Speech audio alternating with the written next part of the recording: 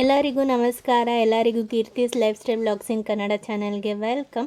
So ಇವತ್ತಿನ ಒಂದು ವ್ಲಾಗಲ್ಲಿ ನಾನು ಕೆಲವೊಂದು ವಿಚಾರಗಳ ಬಗ್ಗೆ ಅಪ್ಡೇಟ್ ಕೊಡೋದಿದೆ ಆ್ಯಂಡ್ ಅದ್ರ ಬಗ್ಗೆ ಏನು ಎತ್ತ ಅಂತ ನಿಮ್ಮ ಜೊತೆ ಶೇರ್ ಮಾಡ್ಕೋಬೇಕು. ಆ್ಯಂಡ್ ಅದ್ರ ಬಗ್ಗೆ ಒಂದು ಸ್ವಲ್ಪ ಇನ್ಫಾರ್ಮೇಷನ್ ಏನು ಅಂತ ಹೇಳ್ತೀನಿ ಈ ವ್ಲಾಗಲ್ಲಿ. ಆ್ಯಂಡ್ ತುಂಬ ದಿನ ಆದಮೇಲೆ ಫ್ರಿಜ್ಜೆಲ್ಲ ಕ್ಲೀನ್ ಮಾಡಿದ್ದೆ, ಸೊ ಅದನ್ನು ಕೂಡ ನಿಮ್ಮ ಜೊತೆ ಶೇರ್ ಮಾಡ್ಕೊಂಡಿದ್ದೀನಿ. ತುಂಬ ದಿನ ಅನ್ನೋದಕ್ಕಿಂತ ತುಂಬ ತಿಂಗಳಾದಮೇಲೆ. ಸೊ ಈ ಒಂದು ಹಾಗೆ ಜಸ್ಟ್ ನಾನು ಕಾಲೇಜಿಗೆ ಹೋಗಬೇಕಾದ್ರೆ ಇದು ವಿಡಿಯೋ ಮಾಡ್ಕೊಂಡಿದ್ದು. ಸೊ ನಿಮ್ಮೆಲ್ಲರಿಗೂ ಒಂದು ಚಾಲೆಂಜ್. ಇದು ಯಾವ ರೋಡು ಅಂದರೆ ಇದು ತುಂಬ ಫೇಮಸ್ ರೋಡೇ. ಆಲ್ಮೋಸ್ಟ್ ಯಾವ ರೋಡು ಅಂತ ನಿಮಗೆ ಗೊತ್ತಿದ್ದರೆ ಕಮೆಂಟ್ ಮಾಡಿ ನೋಡೋಣ. ಏನು ಇನ್ಫಾರ್ಮೇಷನು, ಏನು ಲೈಫ್ ಅಪ್ಡೇಟ್ ಅಂದರೆ, ಸೊ ನನ್ನ ಲೈಫ್ ಸ್ಟೈಲ್ನ ನಾನು ಚೇಂಜ್ ಮಾಡಬೇಕು ಅಂದ್ಕೊಂಡಿದ್ದೀನಿ. ಇಷ್ಟು ವರ್ಷ ಸ್ಕೂಲ್ ಲೈಫ್ ಇತ್ತು and school life and last year ಕೂಡ ನಾನು ಇದನ್ನು ಟ್ರೈ ಮಾಡಿದ್ದೆ. ಇವೊಂದು ನಾನು 10th ಆಗಿದ್ದರೂ ಕೂಡ ಏನಂದರೆ ವೆಯ್ಟ್ ಲಾಸ್. ಸೊ ಲಾಸ್ಟ್ ವೀಡಿಯೋದಲ್ಲಿ ಒಟ್ಟಿನಲ್ಲಿ ಒಂದು ಬ್ಲಾಗಲ್ಲಿ ಹೇಳಿದ್ದೆ. ನೀವು ತಮ್ಲೈನ್ ಚೆಕ್ ಮಾಡಿದ್ರೆ ಗೊತ್ತಾಗುತ್ತೆ, ತಮ್ಲೈನಲ್ಲಿ ಹಾಕಿದ್ದೀನಿ. ದಪ್ಪ ಇರೋರು ಕಷ್ಟ, ದಪ್ಪ ಇರೋರಿಗೆ ಮಾತ್ರ ಗೊತ್ತು ಅಂತ. ಆ ವಿಡಿಯೋನ ನೀವು ಕ್ಲಿಕ್ ಮಾಡಿ ನೋಡಿ ಎಷ್ಟು ಡ್ರೆಸ್ಗಳಿದ್ದಾವೆ, ಏನು ಎತ್ತ ಅಂತ. ಸೊ ಎವ್ರಿ ಟೈಮ್ ಡ್ರೆಸ್ಗಳು ತೊಗೊಳ್ಳೋದು ಇನ್ನೊಂದು ತಿಂಗಳು 2 ತಿಂಗಳು ಅಷ್ಟರಲ್ಲಿ ಟೈಟ್ ಆಗಿಬಿಡುತ್ತೆ. ನಾನು 5 to 6 ಇಯರ್ಸಿಂದ ನನ್ನ ಸ್ಕೂಲ್ ಲೈಫಿಂದನೂ ನಾನು 6th ಇದ್ದಾಗಿಂದನೂ ನಾನು ಟ್ರೈ ಮಾಡ್ತಾನೇ ಇದ್ದೀನಿ ಸಣ್ಣ ಆಗಬೇಕು ಅಂತ. ಕನ್ಸಿಸ್ಟೆನ್ಸಿ ಇರೋದೇ ಇಲ್ಲ. ಸ್ಟೂಡೆಂಟ್ ಲೈಫ್ ಅಂದರೆ ಹೇಗಿರುತ್ತೆ ಅಂತ ಗೊತ್ತಿರುತ್ತೆ. ಬಟ್ ಈಗ ನನಗೆ ಸ್ಕೂಲ್ ಲೈಫೆಲ್ಲ ಮುಗಿದಿದೆ.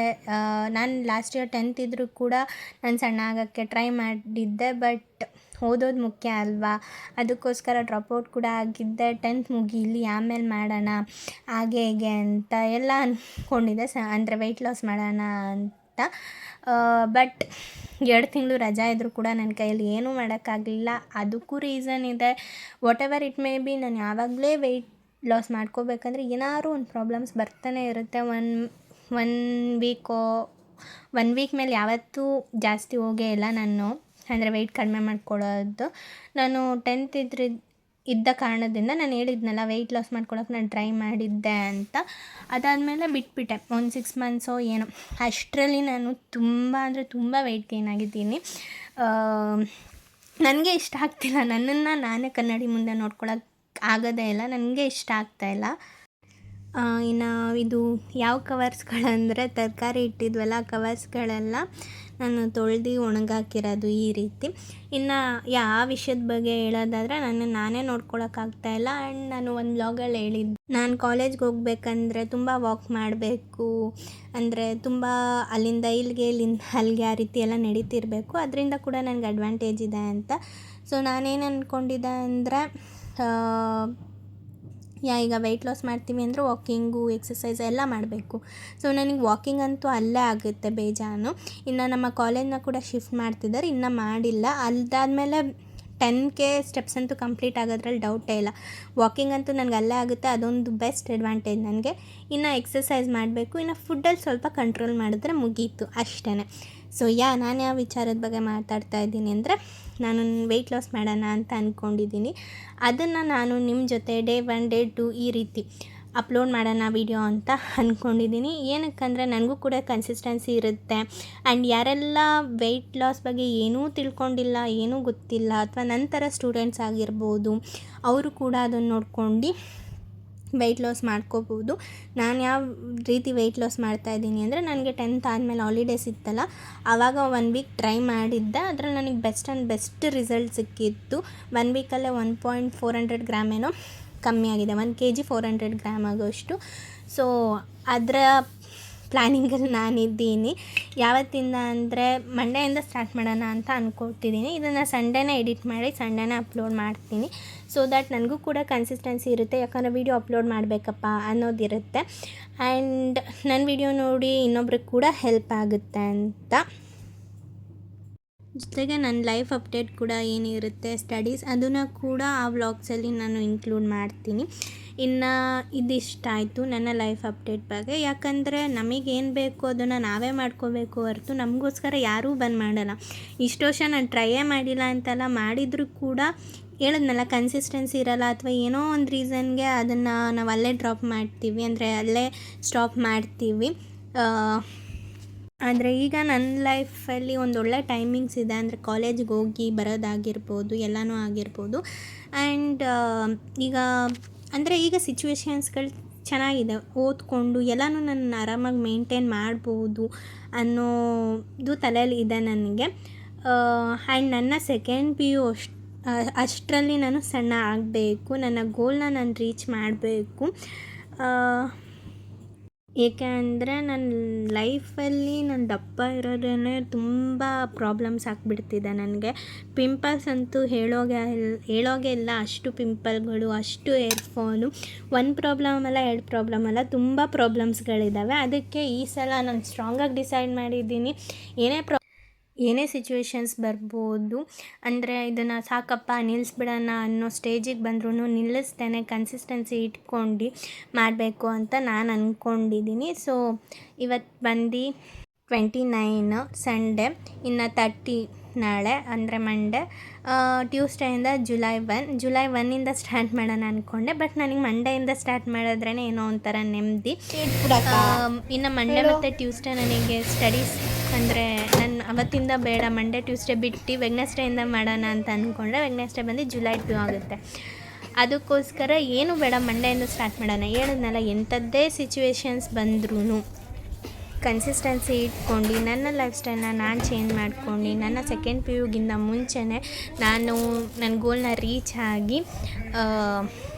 ಆಗಬೇಕು ಅಂತ ಅಂದ್ಕೊಂಡಿದ್ದೀನಿ. ಸೊ ಅದನ್ನು ನಾನು ಮಂಡೆಯಿಂದ ಅಪ್ಲೋಡ್ ಮಾಡ್ತಾ ಹೋಗ್ತೀನಿ, ನಾನೆಲ್ಲ ಏನೇನು ಫಾಲೋ ಮಾಡ್ತೀನಿ ಅಂತ. ಸೊ ಇನ್ನು ಅದ್ರ ಕುರಿತಾಗಿ, ಅದ್ರ ರಿಲೇಟೆಡ್ ಆ ಒಂದು ವ್ಲಾಗ್ಸ್ಗಳಲ್ಲೇ ನಾನು ಯಾವ್ಯಾವ ಟಿಪ್ಸ್ ಯೂಸ್ ಮಾಡ್ತೀನಿ ಅದೆಲ್ಲ ಆ ಒಂದು ವ್ಲಾಗ್ಗಳಲ್ಲೇ ನಿಮ್ಮ ಜೊತೆ ಶೇರ್ ಮಾಡ್ತಾ ಹೋಗ್ತೀನಿ. ಇನ್ನು ಮಂಡೆಯಿಂದ ಇದೊಂದು ಹೊಸ ಥರ ಆಗುತ್ತೆ. ಅಂದರೆ ಈ ರೀತಿ ವೀಡಿಯೋಸ್ ಕಡಿಮೆ ಆಗ್ಬೋದು, ಅಲ್ಲಿ ಚಿಕ್ಕ ಚಿಕ್ಕ ಕ್ಲಿಪ್ಪಿಂಗ್ ಹಾಕ್ತೀನಿ, but weight loss related video ಇರುತ್ತೆ.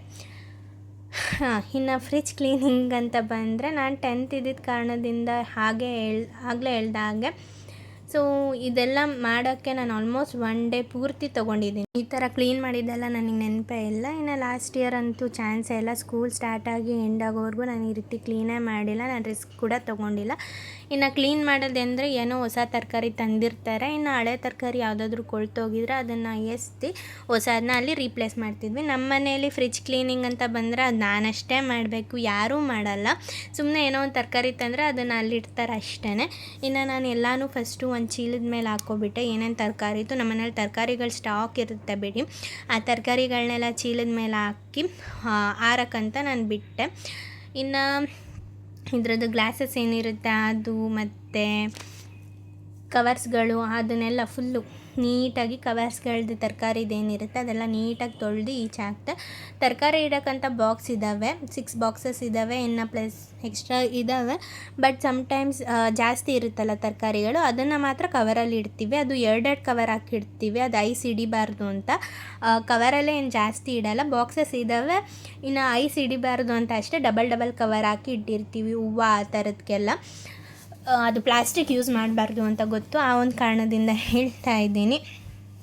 ಫ್ರಿಜ್ನ ಕೂಡ ಆರ್ಗನೈಸ್ ಮಾಡಬೇಕು, ಬಟ್ ಹೇಳಿದ್ನಲ್ಲ ಒಂದೇ ದಿನಕ್ಕೆಲ್ಲನೂ ಆಗಲ್ಲ, ಸ್ಟೆಪ್ ಬೈ ಸ್ಟೆಪ್ ಹೋಗೋಣ.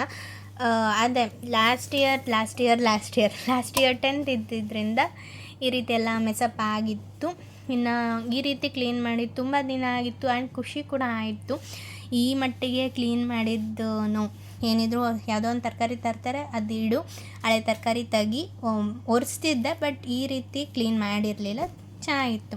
ಆ್ಯಂಡ್ ನಾನು ಹೇಳಿದ್ನಲ್ಲ, ಯಾವತ್ತೋ ಒಂದಿನ ವೆಯ್ಟ್ ಲಾಸ್ ಮಾಡೋಕ್ಕಂತ ಆಗಿರ್ಬೋದು, ಹೆಲ್ತಿ ಆಗಿರೋಕ್ಕಂತ ಐಸ್ ಕ್ಯೂಬ್ಸ್ದು ಅದು ಎಲ್ಲ ಟ್ರೆಂಡ್ ಆಗಿತ್ತಲ್ಲ, ABC ಜ್ಯೂಸ್ ಹಾಗೆ ಹೀಗೆ ಅಂತ, ಅದೆಲ್ಲ ಕುಡಿತಿದ್ವಿ. ನನಗೆ ಅಂದರೆ ಸ್ವಲ್ಪ ಇರೆಗ್ಯುಲರ್ ಡೇಸ್ ಆ ಥರ ಇರುತ್ತಲ್ಲ, ಆ ಥರ ಇತ್ತು. ಬಟ್ ನಾನು ಹಾಲಿಡೇಲಿ 1 ವೀಕ್ ಟ್ರೈ ಮಾಡಿದ್ದಕ್ಕೆ ಬೀಟ್ರೋಟ್ ಜ್ಯೂಸ್ ಆಗಿರ್ಬೋದು, ಮತ್ತು ಇನ್ನು ಬೂದುಗುಂಬಳಕಾಯಿ ಜ್ಯೂಸ್ ಅದೆಲ್ಲ ಟ್ರೈ ಮಾಡಾದ್ಮೇಲೆ ನನ್ನ ಇರ್ರೆಗ್ಯುಲರ್ ಡೇಸ್ ಕೂಡ ಸರಿ ಹೋಯಿತು.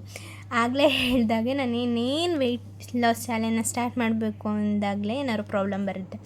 ಇದು ಸಂಡೇ ಮಾಡಿದ್ದು ವೀಡಿಯೋ ಇವತ್ತು ಕುತ್ಕೊಂಡು ಎಡಿಟ್ ಮಾಡ್ತಾಯಿದ್ದೀನಿ, ಬಿಕಾಸ್ ಹಳೆ ವೀಡಿಯೋಸ್ ಎಲ್ಲ ಇತ್ತಂತ ಮಾಡಿದ್ದೆ. ನೆಕ್ಸ್ಟ್ ಅದು ಐಸ್ ಕ್ಯೂಬ್ದೆಲ್ಲ ಮಾಮೂಲಿ ಫ್ರಿಜ್ಜಲ್ಲಿ ಏನು ಕೊಟ್ಟಿರ್ತಾರೆ ಅದರೊಳಗೇ ಹಾಕಿಟ್ಟೆ.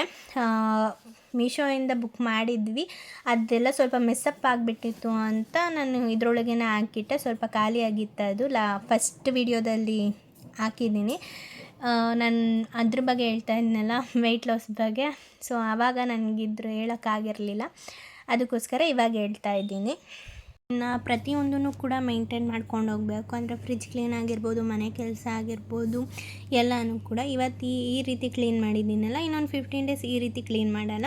ಅಂದರೆ ಮೇಲ್ಮೇಲೆ ಏನಿರುತ್ತೆ ಅದನ್ನೆಲ್ಲ ತರಕಾರಿ ಎಲ್ಲ ಈಚೆ ತೆಗ್ದು ಗ್ಲಾಸಸ್ನೆಲ್ಲ ಒರೆಸ್ಕೋತೀನಿ. ನೆಕ್ಸ್ಟ್ 15 ಡೇಸ್ಗೆ ನಾನು ಅದು ಫುಲ್ಲು ತೊಳ್ಕೊಳ್ಳೋಣ.